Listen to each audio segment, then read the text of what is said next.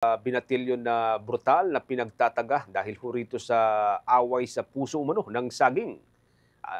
May update po dyan ng Bombo Radio, Tugigaraw.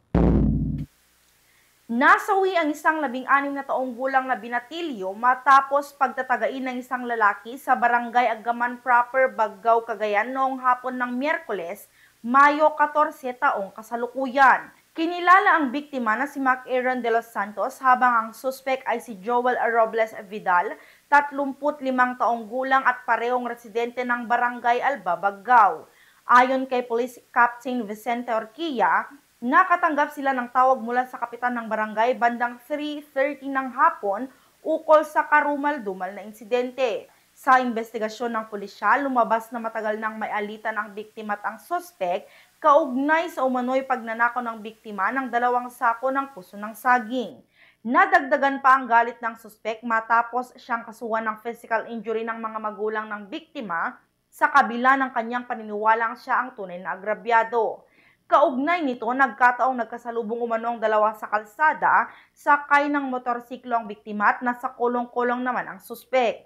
At doon ay hinabol ng tabas ang binatilyo at tinadtad ng taga. Nagtamo ng 6 na taga sa iba't ibang parte ng katawan ng biktima, partikular sa kanyang leeg, paa at kamay. Matapos ang insidente, voluntaryong sumuko si Vidal at inamin ang krimen sa mga otoridad. Masakit yung loob ng suspect, ma'am, dahil parang nabaliktad na siya. Siya pa yung nakasuhan. So, nung time na nakita na sila, itong pangyayari ng kahapon, yun na yun, ma'am.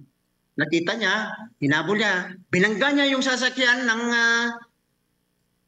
biktima, at doon sa pagkahulog ng biktima doon sa motor niya, ayun na, hinabol ng tabas o yung long bolo, yung biktima nung nadapa po yung biktima po, ma'am. Doon na niya pinagtataga sa iba't ibang bahagi, parte ng kanyang katawan. At yan ang ulat mula dito sa Bombo Radio Tugigaraw para sa Bombo Network News. Ako si Bombo Ranzelia Duran para sa #1 and most trusted radio network in the country.